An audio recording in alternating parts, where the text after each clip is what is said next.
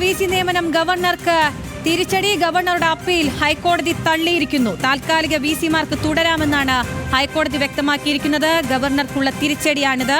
ഗവർണറുടെ അപ്പീൽ ഹൈക്കോടതി തള്ളിയിരിക്കുകയാണ്. നിയമനം സർക്കാർ നൽകുന്ന പട്ടികയിൽ നിന്ന് മാത്രമെന്നാണ് ഹൈക്കോടതി പറഞ്ഞിരിക്കുന്നത്. താൽക്കാലിക VC-മാർക്ക് തുടരാമെന്ന് ഹൈക്കോടതി വ്യക്തമാക്കിയിരിക്കുന്നു. ഇതോടെ ഗവർണർക്ക് തിരിച്ചടിയാണ്. ഗവർണറുടെ അപ്പീൽ ഹൈക്കോടതി തള്ളുകയാണ് ഉണ്ടായിട്ടുള്ളത്. നിയമനം സർക്കാർ നൽകുന്ന പട്ടികയിൽ നിന്ന് മാത്രമേ നടപ്പാക്കാവൂ എന്നാണ് ഹൈക്കോടതി വ്യക്തമാക്കിയിരിക്കുന്നത്. ഷബ്ന സിയാദുണ്ട് വിവരങ്ങളുമായി. ഷബ്ന, എന്താണ് കോടതി വിധിയിലെ നിർണായകമായ കാര്യങ്ങൾ? കോടതി വിധി ഗവർണർക്ക് അനുകൂലമല്ല എന്ന് തന്നെയല്ലേ മനസ്സിലാക്കുന്നത്? താൽക്കാലിക VC-മാരുടെ നിയമനം സർക്കാർ നൽകുന്ന പട്ടികയിൽ നിന്ന് വേണം എന്നായിരുന്നു സിംഗിൾ ബെഞ്ചിന്റെ ഉത്തരവ്. ഈ ഉത്തരവിനെതിരെയായിരുന്നു ഗവർണർ ഹൈക്കോടതി ഡിവിഷൻ ബെഞ്ചിനെ സമീപിച്ചത്. ഗവർണർ നൽകിയ അപ്പീൽ ഇപ്പോൾ ഡിവിഷൻ ബെഞ്ച് തള്ളിയിരിക്കുന്നു. സിംഗിൾ ബെഞ്ചിന്റെ ഉത്തരവിൽ ഇടപെടാൻ മതിയായ കാരണങ്ങളില്ല എന്ന് കോടതി വ്യക്തമാക്കുകയും ചെയ്തു. 2 സർവകലാശാലയിലെ ഡിജിറ്റൽ സാങ്കേതിക സർവകലാശാലകളിലെ നിയമനവുമായി ബന്ധപ്പെട്ടായിരുന്നു സിംഗിൾ ബെഞ്ച് ഉത്തരവിട്ടത്. സർക്കാർ നൽകുന്ന പട്ടികയിൽ നിന്ന് വേണം ഇത്തരത്തിൽ താൽക്കാലിക VC-മാരെ നിയമിക്കാൻ എന്ന് കോടതി വ്യക്തമാക്കുകയും ചെയ്തിരുന്നു. എന്നാൽ ഗവർണർ അപ്പീൽ നൽകിയത് അത്തരത്തിൽ സർക്കാർ നൽകുന്ന പട്ടികയിൽ നിന്നല്ല. ഗവർണർക്ക് ഇതിൽ വിവേചനാധികാരമുണ്ട്. 6 മാസത്തിലകം ഇത്തരത്തിൽ തസ്തികകൾ ഒഴിച്ചിടാൻ VC തസ്തിക ഒഴിച്ചിടാൻ കഴിയില്ല. അതോടൊപ്പം തന്നെ സർവകലാശാല UGC നിയമപ്രകാരം ഗവർണർക്ക് നിയമനത്തിന് അധികാരമുണ്ട് തുടങ്ങിയ കാര്യങ്ങളായിരുന്നു ചൂണ്ടിക്കാണിച്ചത്. ഏതായാലും ഇപ്പോൾ വന്നിരിക്കുന്ന ഉത്തരവ് പ്രകാരം സിംഗിൾ ബെഞ്ചിന്റെ ഉത്തരവിൽ ഇടപെടാൻ മതിയായ കാരണമില്ല എന്ന് ഡിവിഷൻ ബെഞ്ച് വ്യക്തമാക്കിയിരിക്കുന്നു. ഗവർണറുടെ അപ്പീൽ തള്ളുകയും ചെയ്തിട്ടുണ്ട്. താൽക്കാലിക വൈസ് ചാൻസലർമാരെ നിയമിക്കേണ്ടത് സംസ്ഥാന സർക്കാർ നൽകുന്ന പാനലിൽ നിന്നാകണമെന്നാണ് ഹൈക്കോടതി വിധി എന്ന് തന്നെയല്ലേ വിധി? തീർച്ചയായും. കാരണം ഈ താൽക്കാലിക VC-മാരുടെ നിയമനവുമായി ബന്ധപ്പെട്ട് സിംഗിൾ ബെഞ്ചിൻ്റെ മുമ്പാകെ എത്തിയ ഹർജി ഇത്തരത്തിൽ ഈ താൽക്കാലിക VC-മാരെ നിയമിക്കേണ്ടത് സർക്കാർ നൽകുന്ന പട്ടികയിൽ നിന്നല്ല, ഗവർണർക്ക് നേരിട്ട് നിയമനം നടത്താം എന്നതായിരുന്നു. ഇതിനെതിരെ സർക്കാർ തന്നെയായിരുന്നു കോടതിയെ സമീപിച്ചത്. അതോടൊപ്പം തന്നെ ഈ താൽക്കാലിക VC-മാരും കോടതിയിൽ എത്തിയിരുന്നു.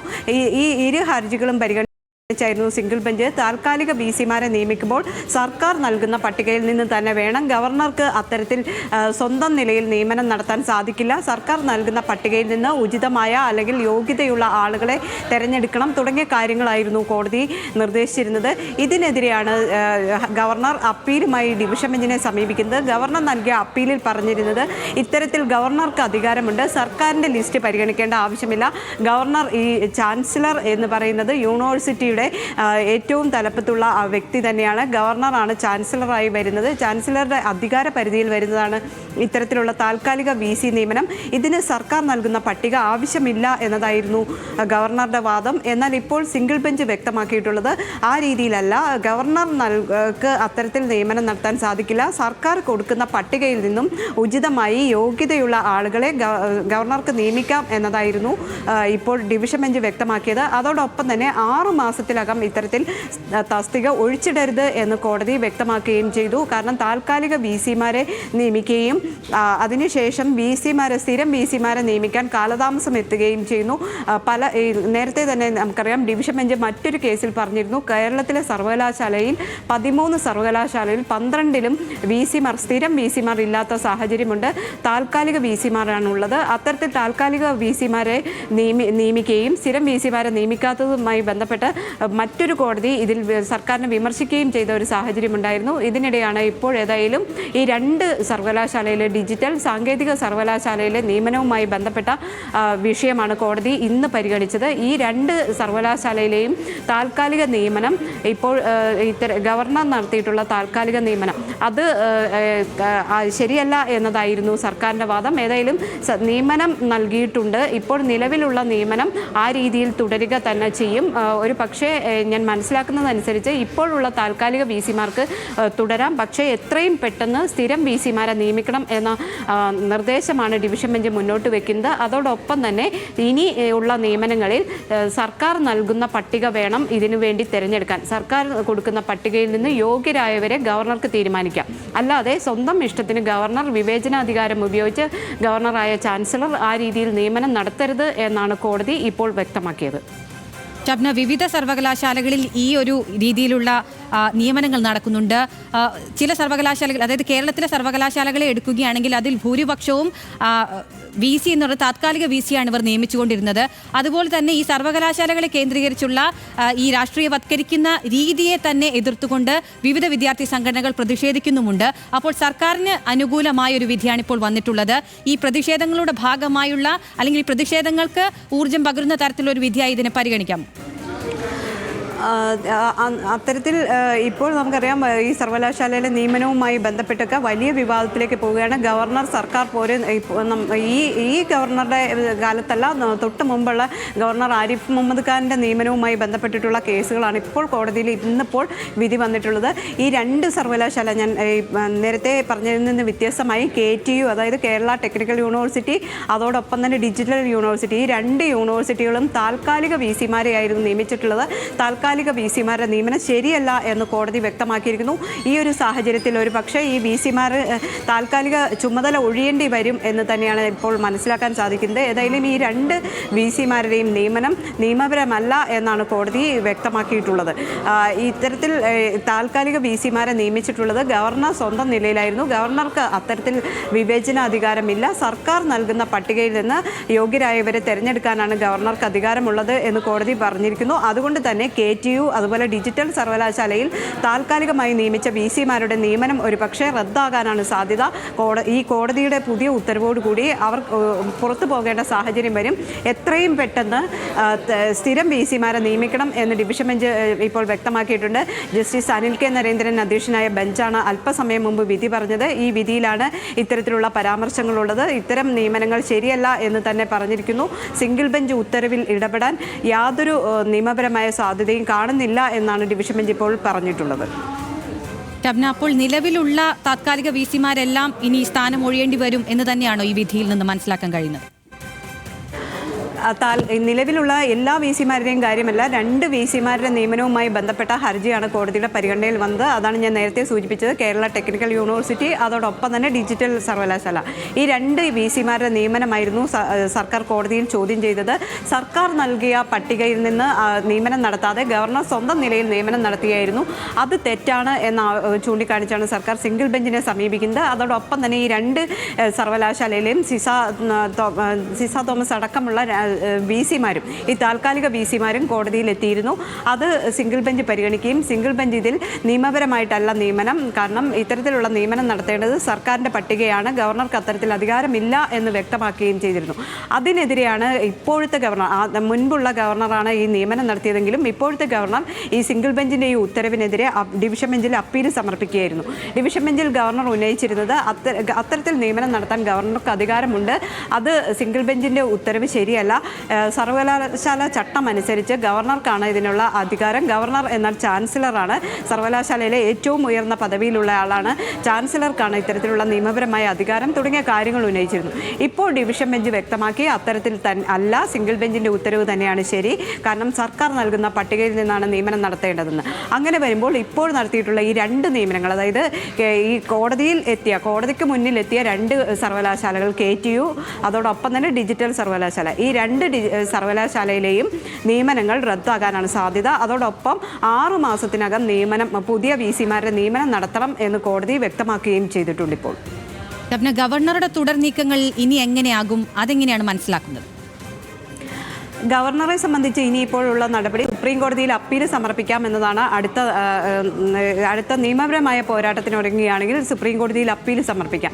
ഇപ്പോൾ ഹൈക്കോടതി ഡിവിഷൻ ബെഞ്ചാണ് പറഞ്ഞിട്ടുള്ളത് സർക്കാരിൻ്റെ പട്ടികയിൽ നിന്ന് നിയമനം വേണം എന്ന്. ഗവർണറെ സംബന്ധിച്ചത് വലിയ തിരിച്ചടി തന്നെയാണ്. അഖില നേരത്തെ സൂചിപ്പിച്ചതുപോലെ സമകാലികമായ വിഷയങ്ങളുമായി ബന്ധപ്പെട്ട് പറയുമ്പോൾ തന്നെ ഗവർണർക്ക് ഇതൊരു തിരിച്ചടി തന്നെയാണ്. ഈ ഒരു സാഹചര്യത്തിൽ ഒരു പക്ഷേ സുപ്രീം കോടതിയെ സമീപിക്കാനാണ് സാധ്യത. സുപ്രീം കോടതിയിൽ അപ്പീൽ സമർപ്പിക്കാവുന്ന ഒരു സാഹചര്യമുണ്ട്. ഇനിയിപ്പോൾ ഹൈക്കോടതിയുടെ ഡിവിഷൻ ബെഞ്ചിൽ നിന്നാണ് ഈ വിധി വന്നിട്ടുള്ളത്. അതുകൊണ്ട് ഇനി സുപ്രീം കോടതിയിലാണ് ഈ നിയമ പോരാട്ടം നടത്താൻ സാധിക്കുക.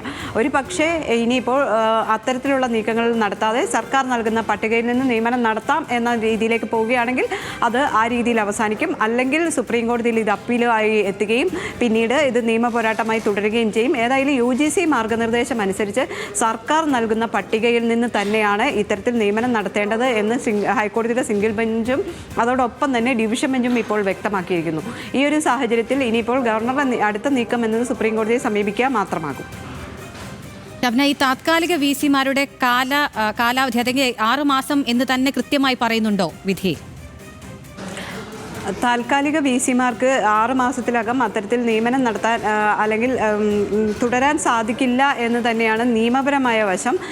താൽക്കാലിക വിസിമാരുടെ കാലയളവുമായി ബന്ധപ്പെട്ടിട്ടല്ല, അല്ലെങ്കിൽ മറിച്ച് ഇത്തരത്തിൽ നിയമനം നടത്തുന്നതിൻ്റെ നിയമപരമായ പ്രശ്നമാണ് കോടതിക്ക് മുമ്പാകെ വന്നത്. കാരണം ഞാൻ നേരത്തെ സൂചിപ്പിച്ചതുപോലെ സർക്കാർ നൽകാത്ത പട്ടികയിൽ നിന്ന് ഗവർണർ നേരിട്ട് നിയമിക്കുകയായിരുന്നു. ഈ KTUയിലെയും അതോടൊപ്പം തന്നെ ഡിജിറ്റൽ സർവകലാശാലയെയും 2 സർവകലാശാലയെയും ഗവർണർ താൽക്കാലിക വിസിമാരെ നിയമിച്ചു. ഗവർണർക്ക് ഇഷ്ടമുള്ള അല്ലെങ്കിൽ ഗവർണർക്ക് താല്പര്യമുള്ള വിസിമാരെ ആയിരുന്നു നിയമിച്ചത്. ഇതായിരുന്നു നിയമപ്രശ്നമായി കോടതിക്ക് മുമ്പാകെ വന്നത്. ഏതായാലും ഈ 2 വിസിമാരും താൽക്കാലിക വിസിമാരും ചുമതല ഒഴിയേണ്ടി വരും എന്നതാണ് ഇപ്പോൾ ഈ ഉത്തരവ് കൊണ്ട് നമുക്ക് മനസ്സിലാക്കാൻ സാധിക്കുന്നത്.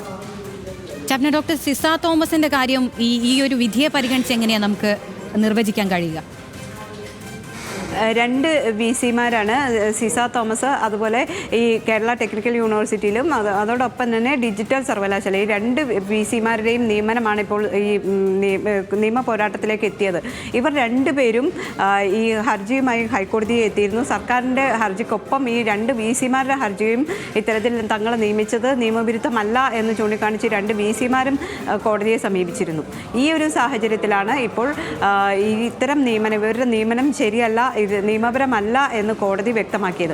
അതുകൊണ്ട് തന്നെ ഇവർ 2 പേരും സ്ഥാനമൊഴിയേണ്ടി വരും. 6 മാസത്തിനകം പുതിയ അതായത് സ്ഥിരം വിസിമാരെ നിയമിക്കേണ്ടി വരും.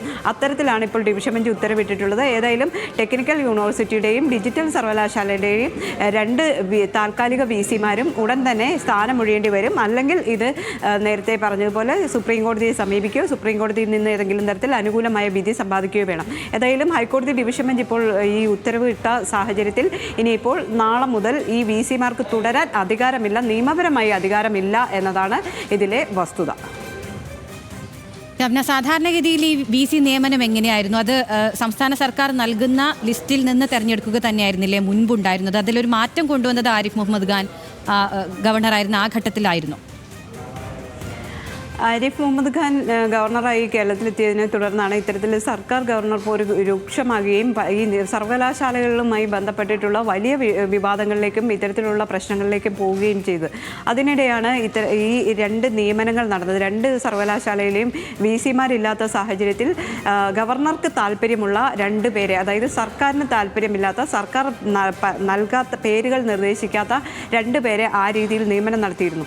അത്തരത്തിൽ നിയമനം നടത്തിയത് സർക്കാരിനോട് ആലോചിക്കാതെയോ അല്ലെങ്കിൽ സർക്കാരിന് നൽകുന്ന പട്ടിക തള്ളിക്കളഞ്ഞും ഒക്കെയായിരുന്നു ഇത്തരത്തിലുള്ള നിയമനം. അത് സർക്കാരും ഗവർണറും തമ്മിലുള്ള ഒരു പോരിൻ്റെ ഭാഗമായിട്ടായിരുന്നു ഈ സർവകലാശാല വിസിമാരുടെ നിയമനം പോയതും അത്തരം വിവാദങ്ങളിലേക്ക് എത്തിയതും. തുടർന്നാണ് ഈ 2 സർവകലാശാലയിലും ഗവർണർ തന്നെ നേരിട്ട് നിയമനം നടത്തുന്നത്. 2 KTUയും അതുപോലെ ഡിജിറ്റൽ സർവകലാശാലയിലും. അത്തരത്തിലുള്ള നിയമനമാണ് സർക്കാർ ഹൈക്കോടതിയിൽ ചോദ്യം ചെയ്തത്. സർക്കാരിൻ്റെ ഹർജിയിൽ തന്നെ സർക്കാർ വ്യക്തമാക്കിയിരുന്നു, സർക്കാരിനോട് ആലോചിക്കാതെ അല്ലെങ്കിൽ സർക്കാർ നൽകിയ പട്ടിക തള്ളിക്കളഞ്ഞ് ആ പട്ടികയിൽ നിന്ന് യോഗ്യതയുള്ളവരെ പോലും പരിഗണിക്കാതെ ഗവർണർ സ്വന്തം നിലയിൽ നിയമനം നടത്തുകയായിരുന്നു എന്നായിരുന്നു സർക്കാർ അറിയിച്ചിരുന്നത്. ഈ സ്വന്തം നിലയിൽ ഉള്ള നിയമനം നിയമപരമല്ല, UGC ചട്ടങ്ങൾക്ക് വിരുദ്ധമാണ് ഇത്തരത്തിലുള്ള നടപടി എന്നും സർക്കാർ ചൂണ്ടിക്കാണിച്ചിരുന്നു. എന്നാൽ അതോടൊപ്പം തന്നെ ഈ വിസിമാരും കോടതിയിലെത്തിയിരുന്നു. വിസിമാർ ഉന്നയിച്ചിരുന്നത് സർക്കാരിൻ്റെ അപ്പീൽ തള്ളണം, തങ്ങളുടെ നിയമനം സർക്കാരിൻ്റെ ഹർജി തള്ളണം, തങ്ങളുടെ നിയമനം നിയമപരമാണ്, തങ്ങൾ യോഗ്യതയുള്ളവരാണ്, അതായത് ഈ താൽക്കാലിക വിസിമാരായി തുടരാൻ യോഗ്യതയുള്ള അവരാണ് തങ്ങളെന്ന് കോടതിയിൽ വ്യക്തമാക്കുകയും ചെയ്തിരുന്നു. എന്നാൽ സിംഗിൾ ബെഞ്ച് ഈ വാദങ്ങളെയൊക്കെ തള്ളിയാണ് സിംഗിൾ ബെഞ്ച് പറഞ്ഞത് സർക്കാർ നൽകുന്ന പട്ടികയിൽ നിന്ന് തന്നെ നിയമനം നടത്തണമെന്ന്. ഇതിനെതിരെ ഗവർണർ ഉടനടി അപ്പീൽ സമർപ്പിച്ചിരുന്നു. ഇത്തരത്തിലല്ല, സർക്കാർ നൽകുന്ന പട്ടികയിൽ നിന്നല്ല, UGC ചട്ടപ്രകാരം തനിക്ക് ചാൻസലർ എന്ന നിലയിൽ തനിക്ക് അവകാശമുണ്ട് അല്ലെങ്കിൽ അധികാരമുണ്ട് എന്നതായിരുന്നു ഗവർണറുടെ വാദം. തുടർന്ന് ഇപ്പോൾ ഡിവിഷൻ ബെഞ്ച് ഇതിൽ വിശദമായ വാദം തന്നെ കേട്ടിരുന്നു. കഴിഞ്ഞ ദിവസവും ഈ കേസിൽ വിധി പറയാൻ മാറ്റുകയും വിധി പറയാമെന്ന് കോടതി വ്യക്തമാക്കുകയും ചെയ്തു. അതിനുശേഷവും ചില വാദങ്ങൾ അഭിഭാഷകർ ഉന്നയിച്ചിരുന്നു. ആ വാദങ്ങളെല്ലാം പൂർത്തിയാക്കിയാണ് ഇന്നിപ്പോൾ വിശദമായ വാദം പൂർത്തിയാക്കി കേസിൽ അല്പസമയം മുമ്പ് ജസ്റ്റിസ് അനിൽ K. നരേന്ദ്രൻ അധ്യക്ഷനായ ഡിവിഷൻ ബെഞ്ച് വിധി പറഞ്ഞത്. ഈ വിധിയിൽ തന്നെ സൂചിപ്പിക്കുന്നു, സർക്കാരിൻ്റെ പട്ടിക തന്നെ വേണം, ഗവർണർക്ക് സ്വന്തം ഏകപക്ഷീയമായി അല്ലെങ്കിൽ സ്വന്തം നിലയിൽ ഇത്തരത്തിൽ നിയമനം നടത്തേണ്ട നടത്തരുത്, അത് നിയമവിരുദ്ധമാണ് എന്ന്. ഇതോടുകൂടി ഈ 2 സർവകലാശാലയിലെയും വൈസ് ചാൻസലർമാരെ സംബന്ധിച്ച് അവർ പുറത്തു പോകേണ്ടി വരും. 6 മാസത്തിനകം തന്നെ പുതിയ സ്ഥിരം VC-മാരെ നിയമിക്കണം എന്നും കോടതി നിർദ്ദേശിച്ചിട്ടുണ്ട്.